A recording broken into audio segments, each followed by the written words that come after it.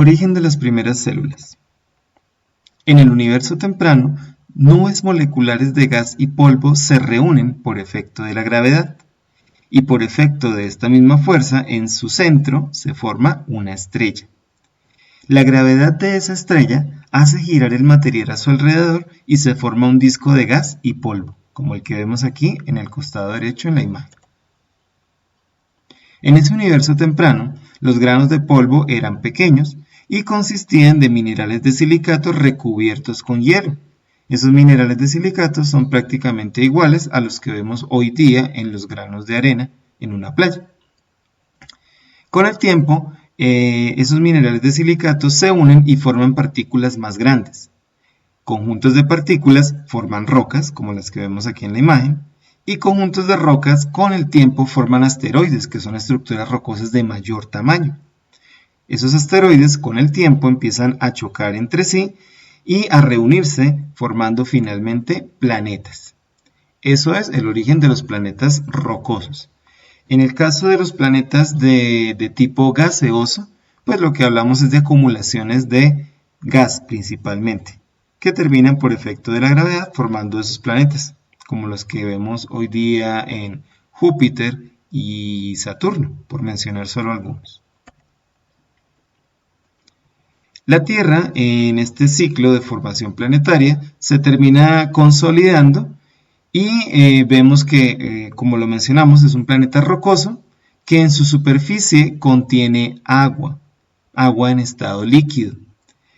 Esa agua proviene del impacto de una gran cantidad de asteroides que en su interior traían apenas algunas partículas pequeñitas de agua, pero fue tal la intensidad de asteroides y la cantidad que chocaron con la Tierra que finalmente terminaron acumulando las cantidades de agua que hoy día vemos en la superficie terrestre, presente en mares, en océanos y en cuerpos de agua dulce.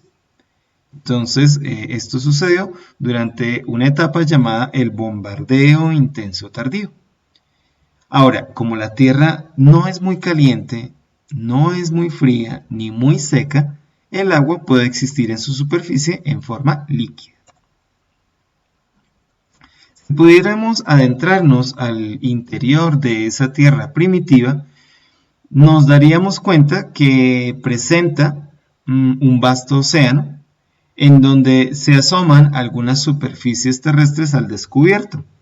Esas superficies terrestres iniciales probablemente eran de origen volcánico y se componían de arcos de islas volcánicas.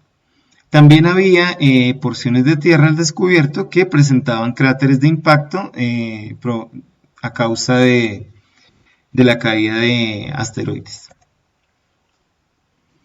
En esa misma tierra primitiva había una atmósfera, es decir, una capa de gases que rodeaba la superficie terrestre. Esa atmósfera primitiva inicialmente no tenía oxígeno, en cambio era elevada la presencia de nitrógeno e hidrógeno, y asimismo había presencia de otras moléculas de compuestos como el dióxido de carbono, el agua y el metano. Con el tiempo, las condiciones de luz ultravioleta provenientes del Sol, las fuerzas del impacto de asteroides y la presencia y formación de rayos facilitaron la interacción del hidrógeno, del carbono y del nitrógeno para formar compuestos de mayor complejidad como el cianuro, cuya fórmula vemos aquí abajo en el texto representada como HCN. Vamos a ver cuál es la importancia de que se empiecen a formar este tipo de compuestos en la atmósfera terrestre. Decíamos que la atmósfera primitiva ya tenía la presencia de moléculas de agua. Con el tiempo, la acumulación de dichas moléculas daba lugar a la formación de nubes y la condensación del agua en esas nubes generaba precipitaciones en forma de lluvia. Esas lluvias caían sobre la superficie terrestre, llenando de agua cráteres de volcanes inactivos y cráteres también de impacto de asteroides.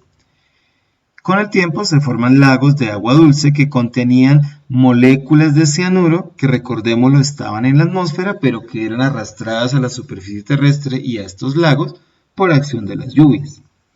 Con el tiempo, ese cianuro mezclado con el agua en estos depósitos se terminaba mezclando con otros elementos, como por ejemplo hierro, que se disolvía de las rocas por efecto del agua. Esto permitía con el tiempo en estos lagos, en estos cuerpos de agua dulce, como el que vemos aquí representado en la imagen, la formación de moléculas más complejas. Es aquí donde pasamos a la formación de moléculas como los nucleótidos y más adelante moléculas más grandes llamadas macromoléculas como el ARN. En estos pozos que veíamos aquí en la imagen anterior se forman nucleótidos. Esos nucleótidos son importantes porque son los bloques de construcción del ARN. Ese ARN que representa el ácido ribonucleico, es parte del material genético que está presente hoy en día en las células actuales. Es una parte, en combinación con el ADN. Bueno, cada nucleótido que forma ese ARN está formado por un grupo fosfato, que el nombre nos da a entender que hay presencia del elemento fósforo, un azúcar, que los azúcares están formados por carbono, hidrógeno y oxígeno, y una base nitrogenada, que el nombre nos da a entender que tiene la presencia del elemento nitrógeno. Entonces vamos por partes. Si miramos la imagen que está aquí al costado derecho y nos enfocamos, por ejemplo, en la parte inferior derecha, vamos a analizar qué es un nucleótido. Miren que el nucleótido tiene esta esferita que tiene en su interior la presencia del elemento fósforo. O sea que ese es el grupo fosfato que tiene un átomo de fósforo por 4 átomos de oxígeno. Ese es el grupo fosfato. Asimismo vemos aquí una figurita que tiene 6 vértices, que sería el azúcar. El azúcar tiene hidrógeno, oxígeno, y en esos vértices del hexágono también encontramos en algunos de ellos átomos de carbono. Finalmente, ese azúcar se une a la base nitrogenada, que miremoslo aquí, tiene en este caso, estoy señalándolo con el cursor, la presencia ya de nitrógeno, de ahí el nombre base nitrogenada. Que en este caso la letra T me indica que la base nitrogenada que estoy señalando acá es de tipo timina. Bien, eso es un nucleótido. Pero hay diferentes nucleótidos. Están nucleótidos de timina, nucleótidos de adenina, nucleótidos de guanina y nucleótidos de citosina, que empiezan al mismo tiempo a interactuar entre sí. Es decir, fijémonos aquí en la imagen, que los nucleótidos de timina tienen afinidad por los nucleótidos de adenina. Los nucleótidos de guanina tienen afinidad por los nucleótidos de citosina.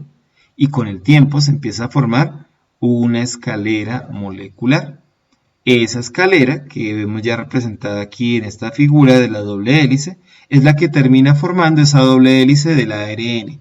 Entonces aquí está la explicación de por qué hablamos de que los nucleótidos son los bloques de construcción del ARN.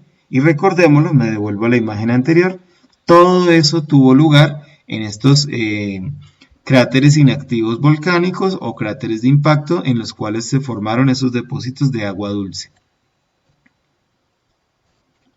Ahora, en esos mismos depósitos de agua dulce no solamente se formaron nucleótidos y ARN, también se empiezan a formar otro tipo de moléculas orgánicas llamadas lípidos. Los lípidos constituyen o forman lo que son las grasas y aceites. Y en nuestro diario vivir hemos visto cómo esas grasas y aceites, si dejamos caer una gotica sobre un cuerpo de agua, esa gotica permanece reunida en un mismo punto.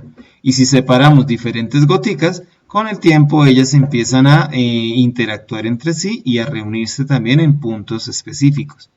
Si lo hablamos como goticas de aceite en un cuerpo de agua. ¿Qué sucede?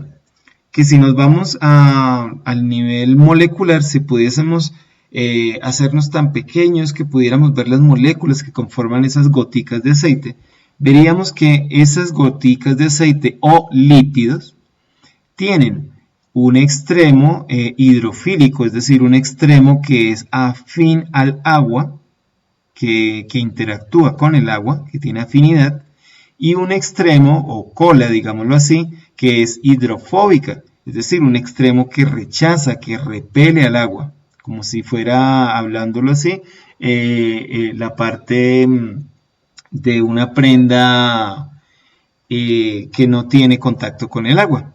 ¿Listo? Eso lo estamos viendo aquí en la parte A de la figura.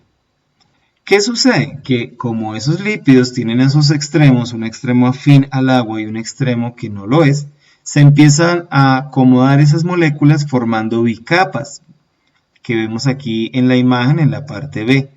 Una bicapa precisamente es una capa doble de lípidos que se organizan de la manera en que vemos aquí en la figura. Vemos que entonces se forman prácticamente dos extremos de una superficie que tienen contacto con el agua, uno arriba y uno abajo, y los extremos que rechazan el agua se juntan entre sí para estar precisamente juntos y no tener contacto con el agua. Entonces aquí se forma lo que llamamos una bicapa lipídica. Bien, con el tiempo esas bicapas que a nivel molecular, si pudiéramos hacernos pequeñitos y verlas, tendrían pues la apariencia de una tela extendida en contacto con el agua, empiezan a formar esferas que son huecas en su interior. A esas esferas las llamamos liposomas, que es lo que estamos viendo aquí en la parte C de la figura. Con el tiempo, las bicapas lipídicas que forman esas esferas llamadas liposomas empiezan a interactuar con otras proteínas que se forman en esos lagos de agua dulce y empiezan a crearse poros en esos liposomas. Por esos poros pueden entrar y salir algunas sustancias. Y vemos que en el liposoma, aquí como lo vemos en la imagen, quedan partículas que no son lípidos. Dentro de las partículas tenemos moléculas de ARN que también se formaron en esos pozos de agua dulce. Con esto entonces ya vemos la formación de la estructura básica, supremamente básica de una célula, donde tenemos una bicapa lipídica que forma la membrana externa y en su interior material genético. Con el tiempo ese ARN empieza a tomar nucleótidos que empiezan a entrar al liposoma y empieza a replicarse a sí mismo, es decir, se forma un duplicado de la molécula inicial de ARN que había quedado atrapada dentro de ese liposoma. Y finalmente el liposoma, debido al aumento del material genético y otros factores, termina formando una copia de sí mismo, es decir, duplicándose. Y entonces el duplicado es similar en apariencia y también similar en la constitución genética, ya que tiene una copia del ARN que se había formado. Esto ya entonces nos da el origen de las primeras células que se formaron en la superficie terrestre. Ahora, para finalizar, esto que acabamos de explicar es una de las muchas teorías que explican el origen de las células. Entonces, por tanto, no es definitiva y debemos tener en cuenta que existen otras teorías que posiblemente explican la formación de las células.